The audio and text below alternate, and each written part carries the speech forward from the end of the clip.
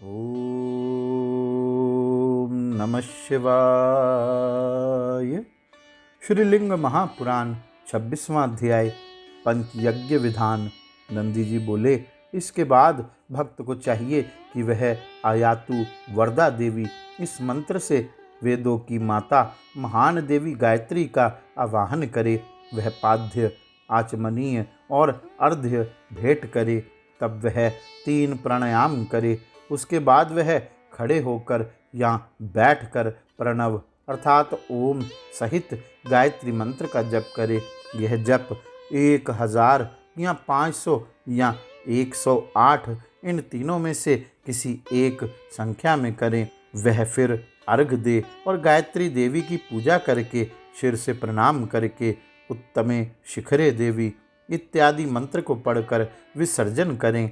पूर्व की ओर देखकर वेद माता गायत्री देवी को प्रणाम करके फिर अंजलि बांधकर भगवान सूर्य की आदित्यस जात वेद सम चित्रम तथा अन्य मंत्रों को जपते हुए प्रार्थना करे। उसके बाद फिर सूर्य और ब्रह्मा को विधान के अनुसार प्रणाम करे।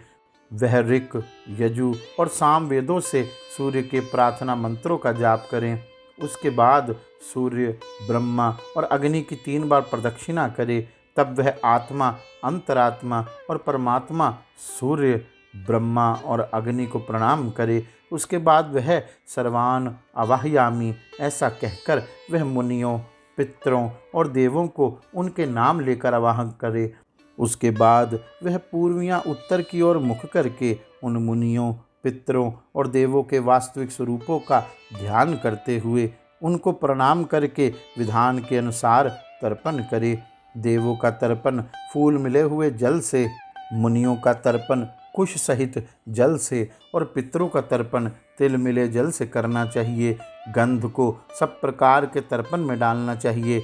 हे श्रेष्ठ ब्राह्मणों, देवताओं के तर्पण में बाएं कंधे पर जनेयु पहने रहें अर्थात स्वयं रहें। ऋषि तर्पण में जनेयु गले में माला की तरह लें।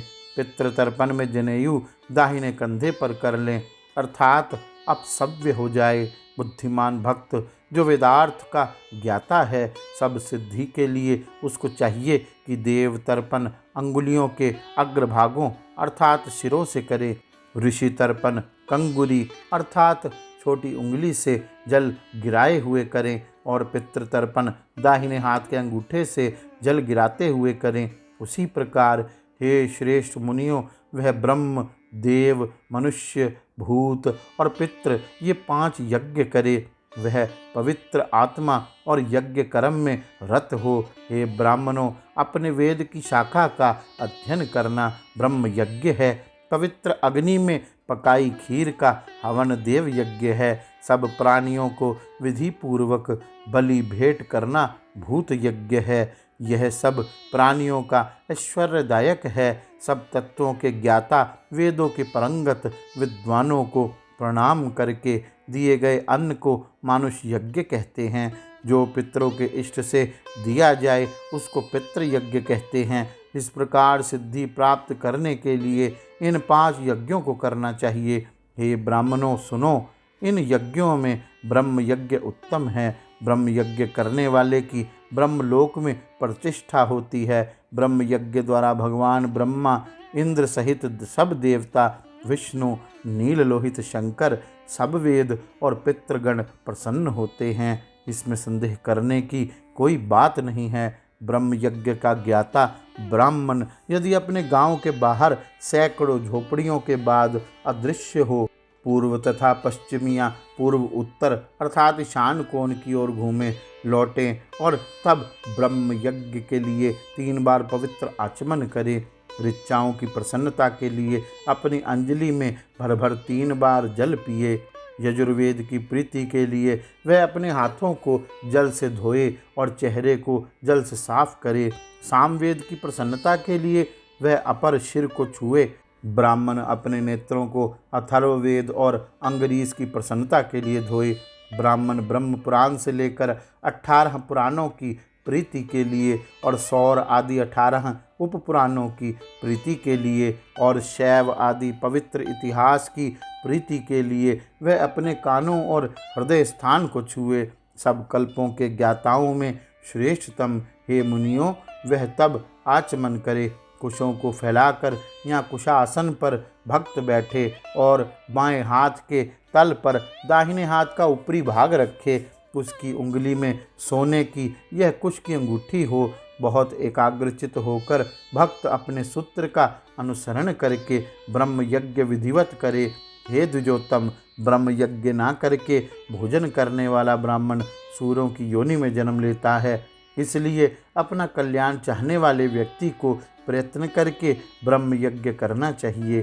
ब्रह्म यज्ञ करने के बाद भक्त को स्वयं अपने लिए स्नान करना चाहिए। अपनी इंद्रियों को वश में करने वाला व्यक्ति पवित्र जल का संग्रह करके उस शिविर में स्नान के लिए प्रवेश करे। घर के बाहर वह अपने हाथों और पैरों को जल से धोए। उसके बाद देह की शुद्धि के लिए भस्म स्नान करे। भस्म प्रणव के द्वारा शुद्ध की होनी चाहिए। यह अग्नि होम करने के बाद की बची हुई होनी चाहिए। जब सूर्य पूर्व में उदय हो तब अग्निहोत्र अर्थात ज्योति सूर्य इस मंत्र से करना चाहिए। सायंकाल ज्योतिरग्नि इस मंत्र से अग्निहोत्र करना चाहिए। अगर सूर्य पूर्ण रूप से नहीं उदय होता है तो अग्निहोत्र करना व्यर्थ होता है। इसलिए उदित और चमकते सूर्य के समय प्रातःकाल अग्निहोत्र करना पवित्र और शुभ है। सत्य के समान कोई पुण्य नहीं है, असत्य के समान कोई पाप नहीं है। ईशान मंत्र का जप करते हुए वह अपने सिर पर भस्म चुपड़े। तत्पुरुष मंत्र का जप करते हुए अपने चेहरे पर भस्म लगाए। अघोर मंत्र जपते हुए वह अपने उर अर्थात हृदय छाती पर भस्म लगाए। हे सुव्रतो, वामदेव का मंत्र जपते हुए वह अपने गुप्त अंगों अर्थात गुह्य पर भस्म लगाए। इसी प्रकार सधोजात का मंत्र पढ़ते हुए अपने पैरों पर भस्म लगाए। प्रणव मंत्र जपते हुए वह अपने सारे शरीर पर भस्म लगाए। उसके बाद वह हाथ पैर धो डाले। उसके बाद भस्मों को पोंछकर देवों के देव शिव का स्मरण करते हुए आपोहिष्ठादि मंत्र को तथा ऋग्वेद, यजुर्वेद और सामवेद के लिए गए अन्य मंत्रों को जपते हुए स्नान करे। इस प्रकार हे ब्राह्मणों, तुम लोगों के कल्याण के लिए पवित्र स्नान की प्रक्रिया की विधि को संक्षेप में वर्णन किया। वह जो कि एक बार भी यह करता है वह परम पद को अर्थात मोक्ष को प्राप्त होता है। गौरी शंकर भगवान की जय।